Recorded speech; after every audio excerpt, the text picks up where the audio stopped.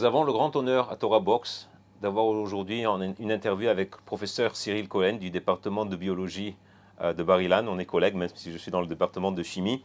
Professeur Cohen, vous êtes bien connu par le public français, surtout depuis l'époque du Covid. Donc pour un peu illustrer très rapidement votre parcours, j'ai compris que vous êtes né à Marseille. À l'âge de 17 ans, vous avez fait Aliyah.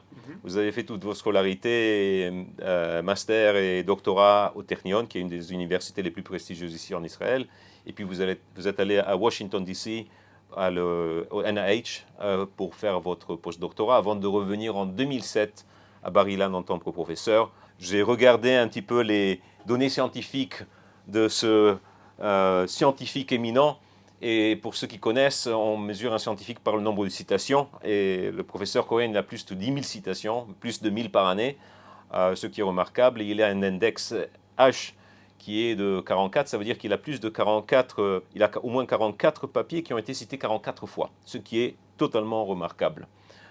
Plusieurs primes, on ne va pas en les dire toutes. On va dire juste peut-être une dernière qu'il aurait dû recevoir le 22 octobre de la main du président d'Israël pour sa contribution à la société israélienne en tant que scientifique et dans le domaine de la médecine, et que malheureusement, à cause des événements du 7 octobre, a été renvoyé à prochaine date. Donc merci Cyril pour nous faire part de cette interview. Vous êtes directeur du laboratoire d'immunologie tumorale et d'immunothérapie. Des mots difficiles pour moi, je suis mononome. Donc voilà. Et donc ici à l'université de Bar-Ilan, et on voit que vous portez une kippa, n'est-ce pas? Et dans votre environnement professionnel, et vous allez à des conférences scientifiques dans le monde, et vous êtes avec la kippa, scientifique et religieux, est-ce compatible au XXIe siècle? Oui, moi je crois que ça a toujours été compatible. Je crois que dans un sens, cet antagonisme entre religion et science, je crois personnellement qu'il n'a pas lieu d'être présent, parce que si on analyse même chez nos chachamim, on voit très bien que beaucoup de chachamim sont pour une étude simultanée, que ce soit de la Torah et de la science. Évidemment, il y a un ordre, c'est un ordre que l'on respecte. Moi, j'ai toujours plaisir à me souvenir de ce que le Khatam Sofer a dit. À la maison, on aime bien le Khatam Sofer parce que mes enfants sont la 8e génération du Khatam Sofer. Ma femme est une descendante directe du Khatam Sofer. Et donc, il dit, par exemple, Asher Natan Torah Temet Vechaye Olam. Et il dit que Torah Temet, c'est évidemment l'étude de la Torah. Et Chaye Olam, c'est l'étude de la science. Il faut que l'étude de la Torah soit avant celle de la science, mais on peut faire les deux. Un peu, quelquefois, c'est comme si j'ai par exemple ma blouse, et puis que là, j'ai mon tzitzit, c'est plus proche de moi, mais quoi qu'il en soit, pour moi, c'est compatible, la science et la Torah. Je crois qu'il faut avoir cette vision qui est plus globale. Je pense aussi à Rav Saadia Gaon, qui dit que il faut s'intéresser à la science, et que ce qu'il conçoit, et je parle, c'était au Xe siècle, lorsqu'il voit que, une fois de plus, la science était peut-être un peu différente, mais lorsqu'il voit cet antagonisme, il dit que ceux qui sont antagonistes ne comprennent pas en fait. Il utilise même le mot bourre. Donc, il dit si vraiment on comprend, on voit qu'il n'y a pas d'antagonisme. En restant sur la kippa pour une minute, la kippa c'est le symbole de la soumission à Kadosh Baruch Hu, à notre Créateur. C'est un symbole de soumission, et pourtant dans les milieux laïques, surtout français, elle est perçue comme un élément ostentatoire de la religion. Comment cette soumission qui est due à la kippa ne devrait-elle pas mener à la discrétion plutôt que l'ostentation? Vous me rappelez ce qui est arrivé récemment sur un plateau de télévision, l'année dernière, un plateau de télévision français, où justement il y avait où il a été évoqué cette discrétion, justement. Non, je crois que la kippa, une fois de plus, c'est vrai que c'est un symbole de soumission. Le mot soumission apparaît dans plusieurs religions. L'islam, si je me souviens bien, islam, ça veut dire en lui-même soumission, le mot. Mais je crois qu'il y a un problème de conception, ou une différence de conception en France.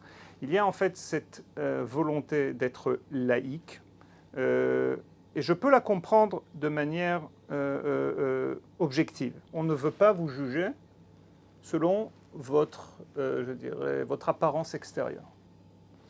Et donc la kippa symbolise le judaïsme. Je ne voudrais pas que vous soyez jugés.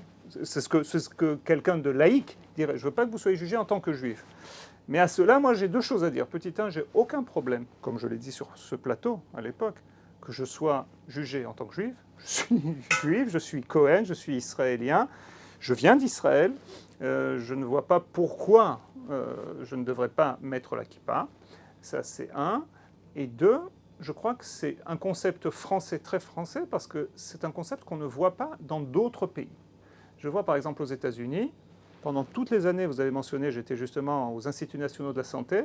J'ai fait donc mes recherches au Centre national de recherche contre le cancer américain. Jamais, jamais, jamais, à aucun moment, il a été question de ne pas mettre la kippa. En Amérique, c'est très standard des scientifiques sans problème.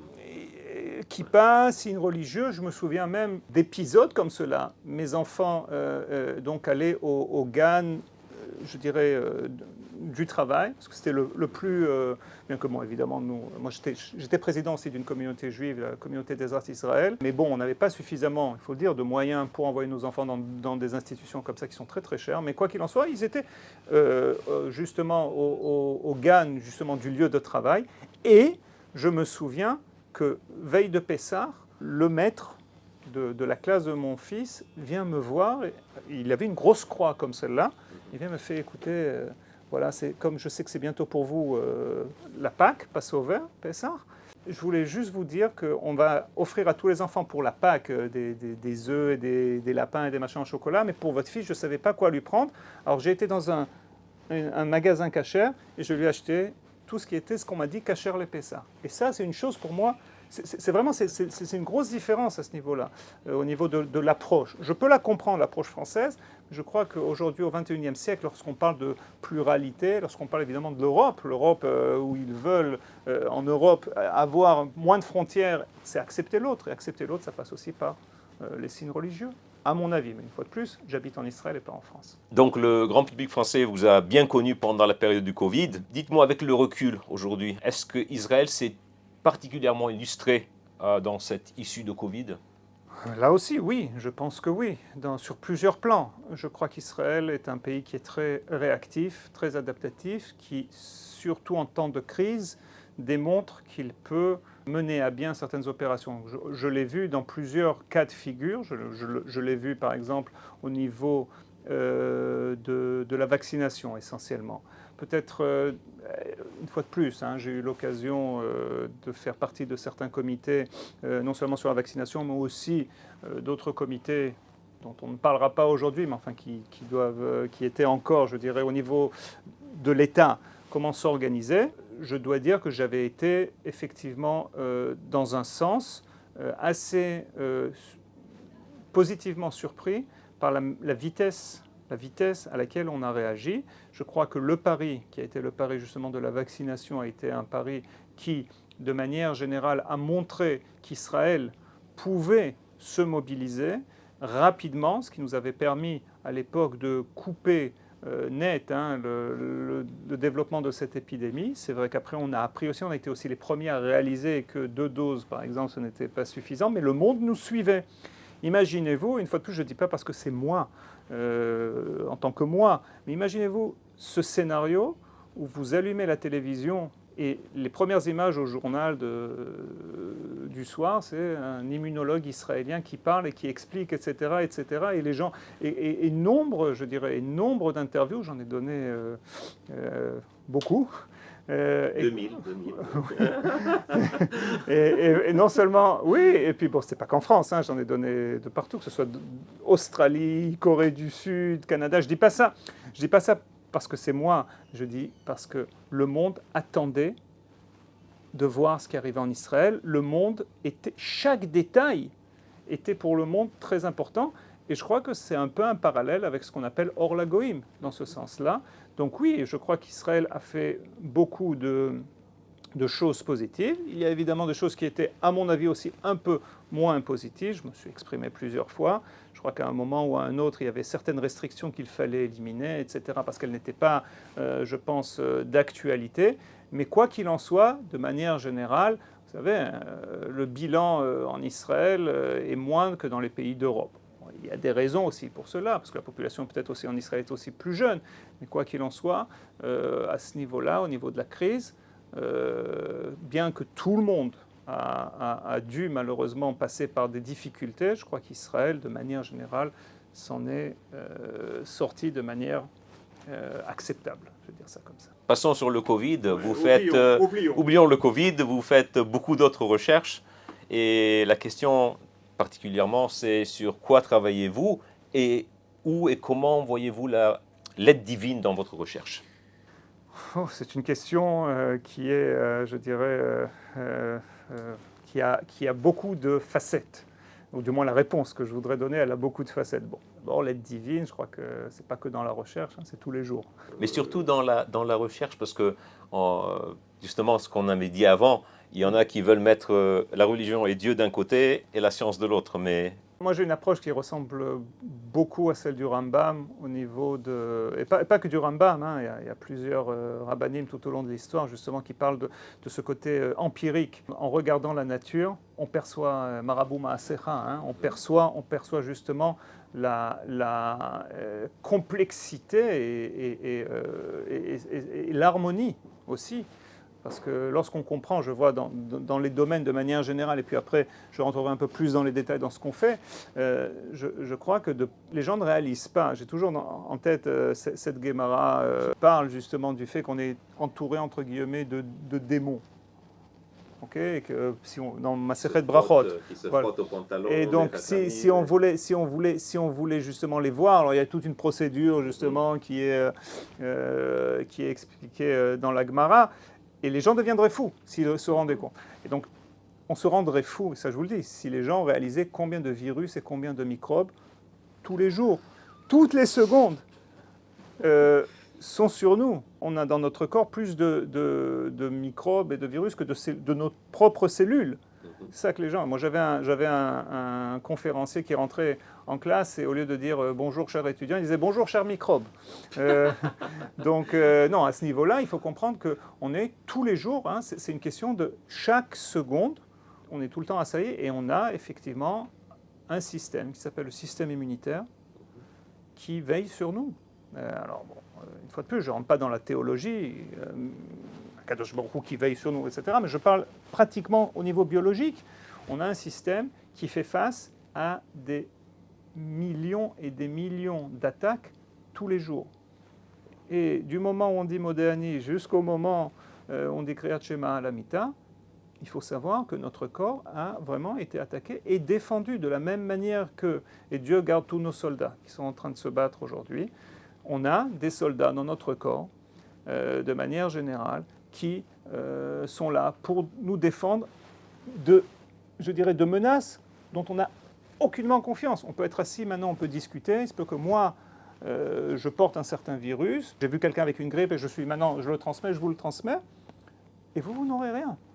Parce que votre système immunitaire est là et veille. Quelquefois, malheureusement, et donc c'est là où j'en arrive un peu à nos recherches, le système immunitaire ne remplit pas sa fonction, surtout lorsqu'on en vient au cancer. Le but de mon laboratoire, c'est de mettre au point, une fois de plus, les gens ne comprennent pas toujours cette idée de recherche, que la recherche, ça prend du temps, mais c'est de mettre au point justement des traitements dans lesquels on modifie le système immunitaire des patients pour leur donner des armes qui leur permettent de combattre leur propre cancer. On a 2 essais cliniques avec l'hôpital d'Hadassah, où déjà une centaine de patients ont été traités avec des résultats qui sont pour nous très très très encourageants. C'est un cancer qui s'appelle le myélome multiple. Donc moi, une fois de plus, je ne traite pas les patients. Moi, je mets au point les traitements. Et ça, évidemment, ça passe par c'est l'hôpital qui traite, hein, c'est l'hôpital qui décide. Mais dans ce partenariat, c'est fantastique de réaliser qu'il y a en Israël aujourd'hui une centaine de personnes qui se baladent, qui ont été traitées, qui se baladent avec dans leur sang des cellules, des globules blancs, qui ont un petit bout d'ADN qui a été synthétisé ici à Bar-Ilan.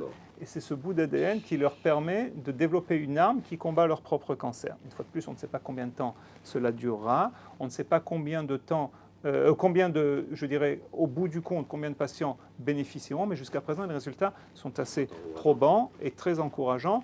Et pour nous, c'était très important de développer une telle thérapie en Israël. C'est vraiment une thérapie, comme on dit en hébreu, kachol lavan, une thérapie bleue, blanche, vraiment du début jusqu'au... Voilà. Donc c'est je dirais, un des exemples des choses que l'on fait ici.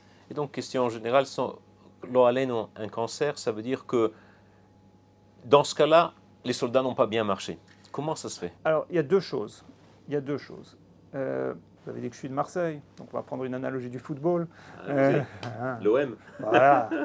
Non, mais imaginez si, par exemple, vous avez un gardien de but, Oui. d'accord, et qui doit arrêter un ballon parce qu'il y a un penalty. Donc, il peut l'arrêter. 2, ok. Mais si, au même moment ou dans un espace de quelques secondes, vous avez 5, 6, 7 ballons qui sont tirés, à un moment ou à un autre, il va y avoir un échec. Et c'est cela dont on parle. Maintenant, les gens doivent comprendre que lorsque, vous savez, le cancer, les gens ne réalisent pas que le cancer, c'est une maladie qui est très différente d'une maladie virale ou d'une maladie infectieuse ou d'un microbe, parce que le cancer se développe de nos propres cellules. Et donc, sans rentrer dans trop de détails, une partie, il y a certains cancers qui sont spontanés, mais une grosse partie, je dirais 50% des cancers qui se développent chez les gens sont dus à des choses que l'on fait. C'est-à-dire ce que l'on mange, ce que l'on boit, notre poids et surtout malheureusement la cigarette. Si on éliminait tout cela, c'est-à-dire que si les gens ne fumaient plus, si les gens faisaient attention à leur alimentation, si les gens ne buvaient pas d'alcool et si les gens faisaient du sport, on arriverait à réduire le nombre de cancers de pratiquement 50%. J'invente rien, ce sont des statistiques, j'ai été interviewé à ce niveau-là plusieurs fois. Et c'est un drame, parce que, en fait, dans un sens, ça me rappelle un peu ce qu'on dit En Mazal et Israël. Israël a son propre destin dans les mains. On a aussi, d'une certaine manière, notre destin sanitaire dans les mains. Attention, ça ne veut pas dire que, évidemment, il y aura toujours des gens. J'avais une discussion la semaine dernière, quelqu'un qui me disait « Ouais, mais je connais quelqu'un, il ne fume pas, il ne boit pas, il a un poids, machin, et pourtant il est malade. » C'est vrai, mais à ce moment-là, je lui explique qu'il y a une chose qui s'appelle les statistiques. Voilà. Et donc, c'est pour ça que je crois qu'à ce niveau-là, les gens doivent réaliser qu'il y a beaucoup de choses que notre système immunitaire est capable de faire et d'arrêter, mais il ne faut pas renchérir. Voilà, il ne faut pas en faire. Et donc de là, on voit comment les globules blancs, comment le système immunitaire réagit, nos soldats qui nous protègent. On voit comment Akadosh Baruch Hu nous a conçus avec ce système de protection. Donc comment est-ce possible que beaucoup de scientifiques veulent mettre Dieu, religion d'un côté et science de l'autre? Ça, c'est un gros débat. Je ne sais pas si on aura le temps de rentrer vraiment dans les détails. C'est un débat qui personnellement m'intéresse, évidemment. Il faut comprendre que la science... la religion n'existait pas jusqu'à... Ça vous fait rire. La religion n'existait pas jusqu'au Moyen-Âge. La religion, c'était la norme. Il n'y avait pas, même en hébreu, le mot date, je crois que ce n'est même pas un mot hébreu, c'est un mot qui est perse. C'est la norme. Ça doit marcher comme ça. En fait, tous les scientifiques étaient religieux jusqu'à un certain point même dans l'histoire. Même plus que ça. Les premières universités se sont développées de centres religieux, d'abbayes, etc. On prend le Rambam est un scientifique par excellence. Le Ralbag, on prend... donc, il n'y avait pas cette dichotomie. On va dire ça comme ça. Maintenant, pourquoi cet antagonisme? Parce que la science, elle doit être basée sur des preuves. La science, elle doit être basée sur des faits. Il y a une théorie. Quelquefois, ces théories, elles changent avec le temps. Mais ça doit se baser sur des preuves. Maintenant, quand on vient... La Emouna, c'est tout sauf des preuves. Parce que la Emouna, c'est croire. Je crois que les gens ne réalisent pas qu'en fait, la religion et la science, même si elles peuvent, dans un certain sens, se compléter, ça c'est ce que je pense, il y en a qui ne sont pas du tout d'accord avec ce que je dis, mais même si elles peuvent se compléter, pour certaines personnes, dès qu'il n'y a pas de preuves, ça n'existe pas, d'accord? Un passant passera, là, quand on fait mincha, quelquefois on fait ça devant la librairie ou quoi que ce soit, voit des gens qui parlent comme ça, qui parlent dans le vide, même sans... Quelqu'un qui passe comme ça ne peut pas comprendre exactement cette relation. Je crois qu'il faut comprendre que la science, elle est plus du domaine du comment les choses arrivent, et la religion, c'est le pourquoi. Ce sont deux questions qui sont différentes. Et d'un autre côté aussi, je crois qu'il faut qu'on comprenne que la Torah, ce n'est pas un livre de science. C'est notre héritage, c'est notre relation. C'est pour expliquer plus ou moins comment se forge cette relation avec le divin. C'est une manière de nous guider. Mais lorsque les gens s'attardent, ah oui, mais il est écrit que dans la Bria, etc., il y avait comme ça et comme ça et comme ça, et comment vous réconciliez 13 milliards d'années que l'univers existe selon la science et 5783, mais même si je m'attarde à des détails, comme par exemple dire, vous savez, quand on dit le jour, Vayere, Vayiboker, Yom Echad, pendant 3 jours, entre guillemets, il n'y avait pas de soleil, il n'y avait pas de lune, il n'y avait pas de jour. Donc je crois que ce sont deux choses qui sont différentes. Et je crois qu'aussi, essayer d'utiliser des outils scientifiques à la recherche de Dieu, ce n'est pas compatible. De manière générale... Quand vous venez de me dire qu'on voit les miracles qui se passent dans le corps humain, et vous en savez beaucoup plus que moi de ça, on voit comment ça se fait que tout est tellement bien réglé, exactement parfait. Ça, c'est pas déjà un indice. Un indice. Ça peut être un indice pour celui qui croit.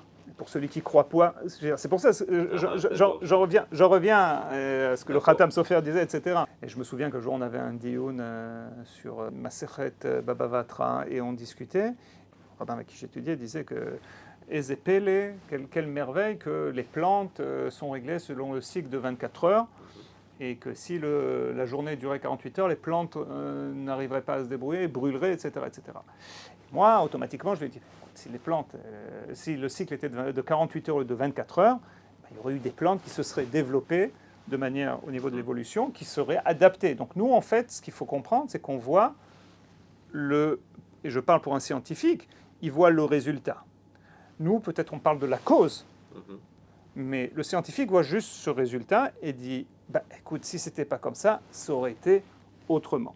Et je crois qu'il faut aussi cet antagonisme, malheureusement, parce que vous m'avez dit pourquoi ça ne s'arrange pas. Je crois que quelquefois aussi, au niveau religieux, je crois qu'il faut définir les domaines.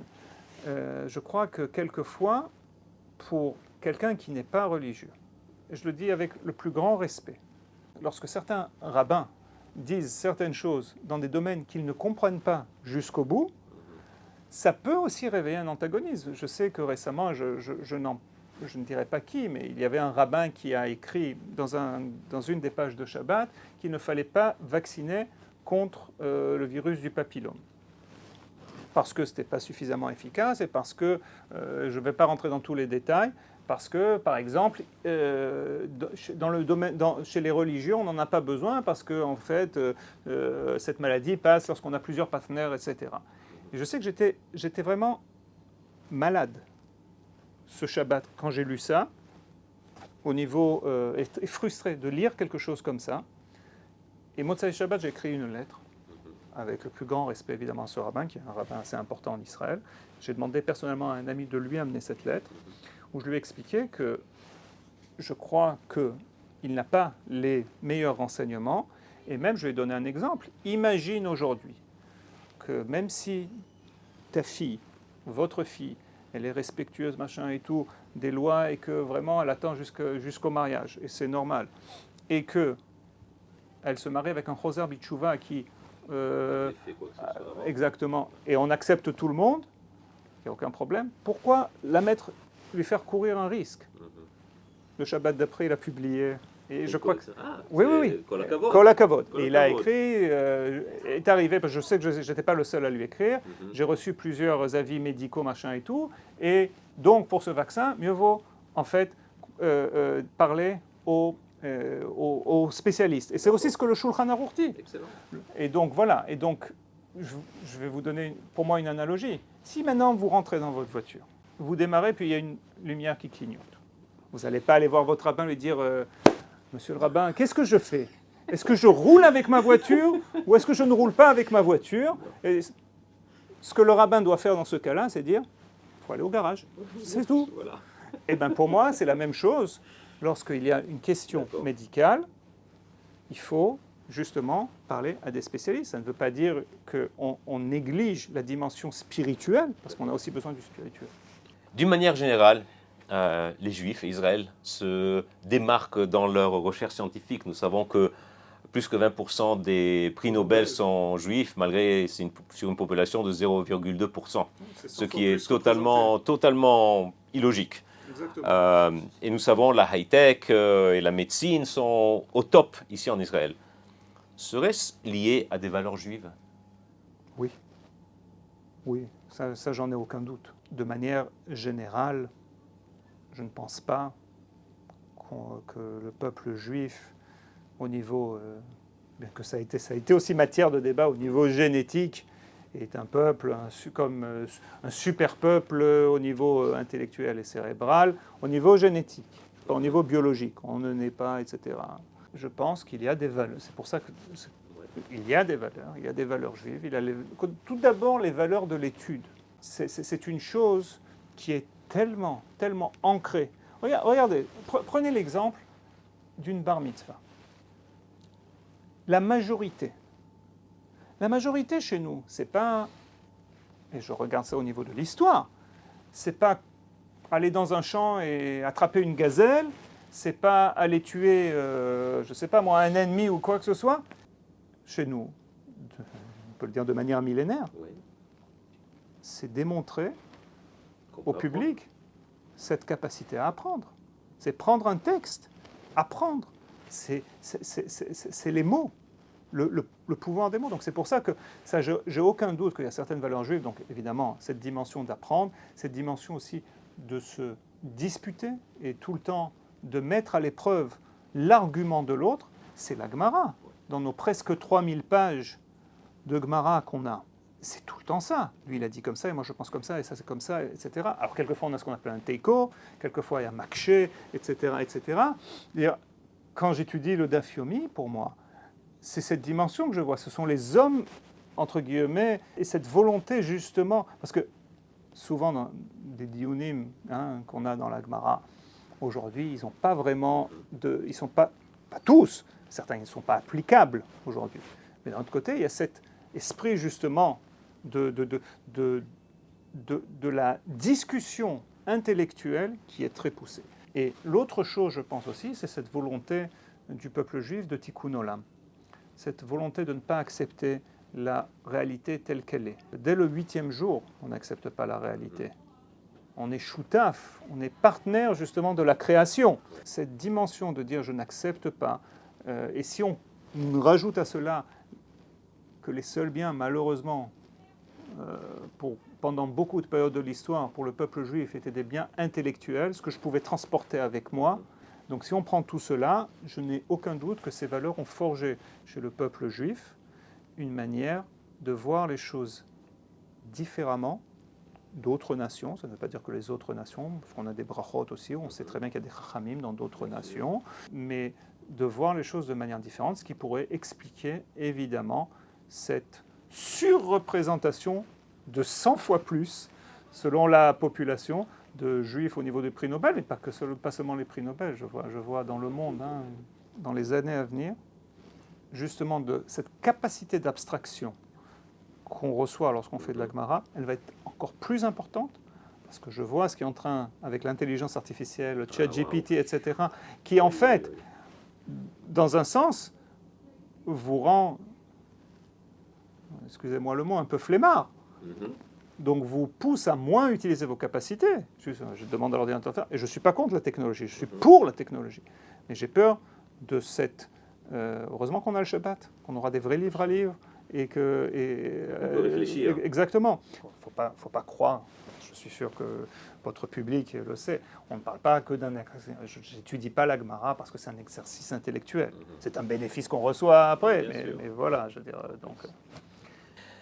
Dans une interview que vous avez accordée récemment, vous expliquez le succès de la recherche israélienne par le refus d'accepter la réalité, la fatalité, la maladie et le décret. Ce refus a conduit des ingénieurs à développer des technologies exceptionnelles comme le dôme de fer ou des technologies fantastiques dans le domaine de la médecine. Si on reste dans le domaine de la médecine, la Torah elle dit « Verapo yerapeh ». Ça veut dire qu'Akadosh Baruch Hu il donne la permission de soigner le malade, même si la maladie c'est Akadosh Baruch Hu lui-même qu'il a envoyé sur le malade. Donc on aurait pu croire peut-être qu'on ne peut pas la soigner parce que c'est Hachem qui l'a envoyé la maladie. Mais on peut la soigner. Mais là maintenant, on a fait des avances médicales incroyables dans la prévention et tout ça. Est-on en train d'élargir cette autorisation qu'Akadosh Baruch Hu nous a donnée? Et est-ce que peut-être est-ce une chutzpah, une arrogance de demander à Dieu un élargissement de cette autorisation? Je vais vous répondre de la manière la plus honnête. Non, je pense pas. Je pense pas. Moi, j'ai dans la tête, je reviens encore à la Gemara, que je n'ai aucun problème à citer aussi. Là, j'ai enregistré un podcast pour la Maccabi, la chaîne, la caisse de maladie justement, et je me suis même pas souvenu que j'ai cité la Gemara une ou deux fois dans ce podcast justement. Donc, moi, j'en reviens au Tanuro chez l'Achnai. Je ne sais pas si vous connaissez cet épisode. Une grande dispute entre les Chachamim. Ah oui, c'est que l'arbre bouge, ou que le Exactement. fleuve il s'arrête, que les murs que les tombent et puis battent- s'arrêtent au milieu. Exactement, Voilà. parce que par kavod pour les Oui, Chachamim, pour Rabbi Eliezer, Voilà. etc.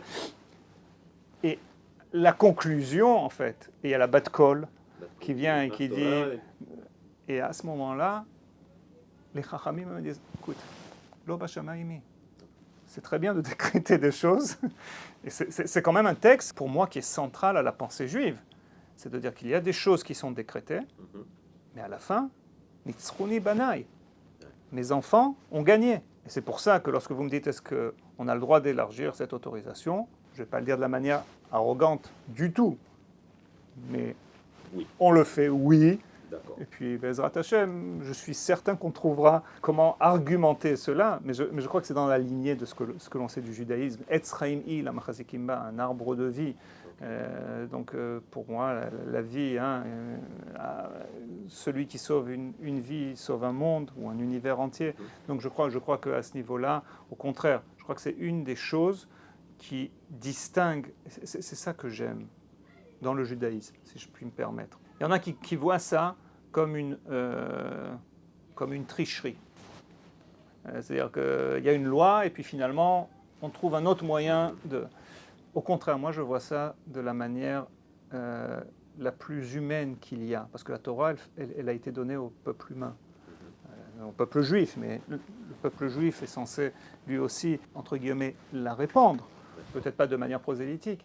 Et je crois qu'une fois de plus, cette manière de voir les choses, où en fait on a une idée de cette persévérance au niveau du peuple juif, où on dit on va faire les choses de la manière pour aider, pour encourager la vie. Ces valeurs, alors que d'autres ont d'autres valeurs qui, à mon avis, vont à l'encontre de celles-là. Et qu'on dit, bah ouais, dans Maalit Shabbat, vous trichez, et puis Mechirat Hametz, vous trichez, etc.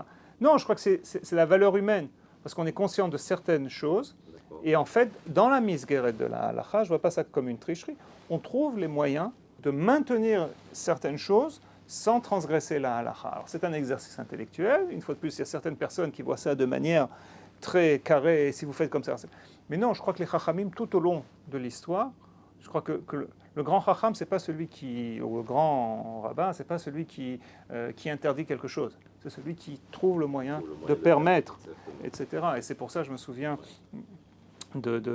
lorsqu'il y avait justement ce rabbin qu'on venait voir et qu'à chaque fois qu'il y avait un problème Shabbat, il disait ça non, on pouvait entre guillemets transgresser Shabbat, etc. Parce qu'il y avait une histoire de pikuach nefesh. Ces élèves qui sont venus le voir, ils ont fait mais pourquoi vous êtes kolkar mekel, pourquoi vous êtes tellement moins à cheval sur le Shabbat? Il fait non. Ani machmir be pikuach nefesh. Donc, je crois que c'est une aussi des valeurs juives. En fait, dans ça, peut-être, vous me faites penser, j'ai toujours eu il y a les histoires que 2-3 groupes déposent un brevet plus ou moins au même moment, à quelques temps de distance, où il y a des découvertes qui pitomment, comme par exemple la mécanique quantique, tout d'un coup, qui est tout venu. J'ai toujours eu la pensée, peut-être que Hachem, il ouvre les portes de la connaissance à un certain point. Et je demandais à un rabbin Chachouv récemment, il m'a dit, oui, c'est un bon modèle. Donc peut-être dans ce que vous disiez au niveau de la chutzpah ou pas chutzpah, si Hachem ne veut pas qu'on découvre, il ne va pas vous faire Ah oui, découvrir. ça, Donc, je pense qu'à ce il y niveau-là, a il des n'y a fois aucun où vous problème. essayez, recherche, ça veut dire cherche de nouveau, recherche. Oui, oui, Et donc, oui. tu peux chercher ça et tu ne trouves pas, parce qu'Hachem, il a dit non. Oui, je crois que c'est De Gaulle qui disait des chercheurs qui cherchent, on en a, des chercheurs qui trouvent, on n'en a pas. donc, je crois que, évidemment, si on parle d'un point de vue juif, c'est sûr que le travail de recherche, si Akadosh Baruch Hu n'est pas, n'est pas pour, eh ben, ça n'arrivera pas. Une fois de plus, la question, on ne peut pas, je crois qu'il y a une question, comme on dit en hébreu, d'ishtadlut. Ouais. Je ne peux pas rester comme ça dans mon coin. C'est pour ça qu'on en C'est revient. l'effort. Exactement, on est obligé de faire cet effort. Et d'autres choses, comme je disais, En Mazal et Israël. Je crois pas à ce niveau-là. Israël doit être au-dessus. Hein, c'est ce que Dieu fait à Abraham. Élève-toi au-delà des étoiles. Vois, il n'y a pas de Mazal.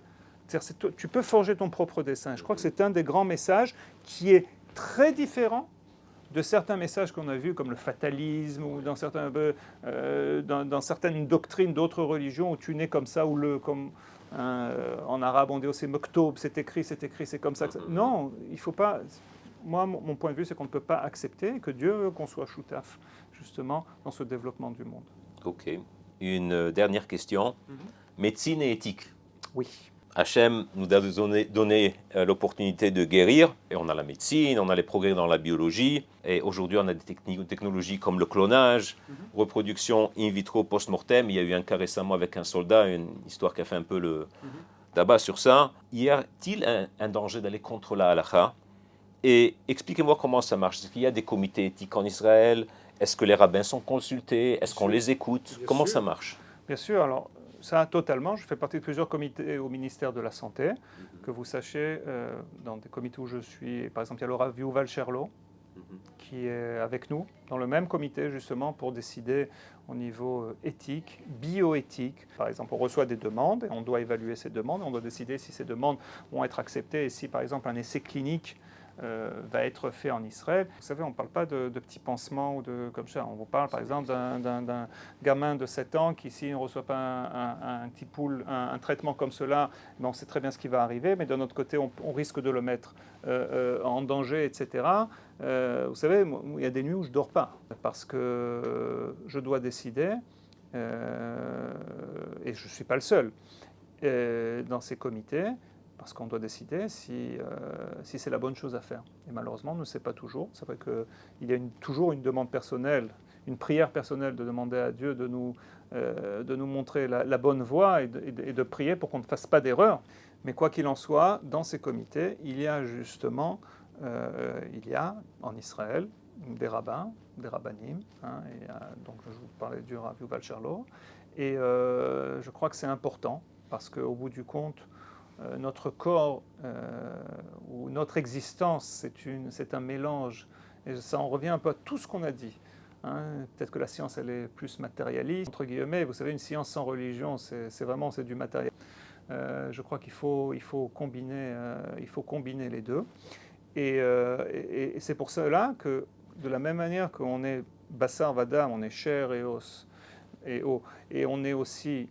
On a une neshama, on a vous savez, je sais pas, je ne saurais pas où vous situez la neshama, si elle est sous l'hypothalamus, à côté du cervelet, etc. Mais il y a cette capacité abstraite, justement, et on est ruchaniyut et chomriyut, spiritualité et matérialisme ensemble dans un... Mafli la asot. Exactement. Quand on dit en Shariatzar. Mafli Mafli la asot, le miracle. La neshama et le corps coexistent. Exactement, exactement. Et de la même manière qu'on a besoin de mazone, de nourriture matérielle, on a besoin de nourriture spirituelle. Et je crois que donc, pour en revenir à ce que vous me demandiez, oui, il y a des questions d'éthique qui se posent. Pas tout le temps, du côté moral, les rabbins ont les réponses, mais on a nos préceptes, on a une safroute, une littérature rabbinique qui est très très très étendue, avec beaucoup de questions. Même, vous savez, quand on a eu la question des vaccins, justement, je me souviens de ce texte de Rabbi Nachman Ibraslev qui parle justement de la vaccination contre, à l'époque, la variole, Abba Shurot en hébreu, et qui dit que celui qui ne vaccine pas son enfant dans les 3 mois après la naissance contre la variole, c'est Keilou Shafach et Damo, c'est comme s'il avait versé son sang, comme s'il avait tué. Le Rabbi Nachman, il était contre les médecins. Je vous donnerai la citation. Wow. Je vous donnerai la citation sans problème. Non, donc c'est pour ça, une fois de plus, j'en reviens à ce que j'ai dit. Je pense que, avec tout le respect pour les rabbins, chacun a son...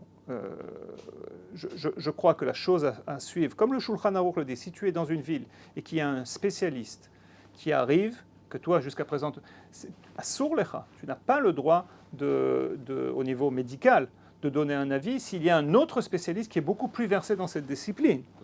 Donc, une fois de plus, je crois qu'à ce niveau-là, il y a une harmonie. Et c'est la question que vous posez. Il doit y avoir cette harmonie dans ces comités entre le spirituel et entre guillemets, la médecine, le matériel, etc. Parce qu'au bout du compte, on doit voir l'individu.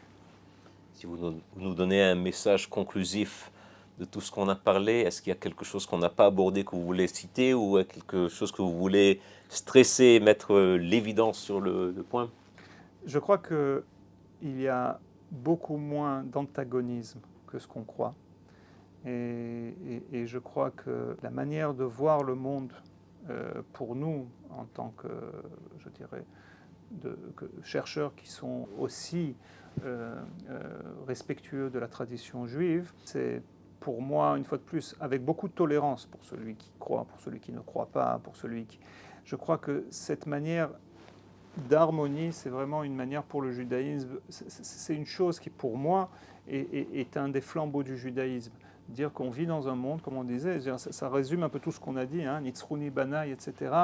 Les choses arrivent ici aujourd'hui, et le Tikkun Olam, c'est à nous de le faire, et de faire de notre mieux pour aider à tous les plans, qu'ils soient spirituels, mais aussi qu'ils soient matériels. Merci Cyril, ça a été un honneur pour moi de vous interviewer. De la part de Torah Box, merci pour cette interview exceptionnelle et les concepts que vous nous avez donnés, il faut qu'on réfléchisse dessus. Et merci encore. Et à très merci bientôt. Cyril. À très bientôt. Au revoir.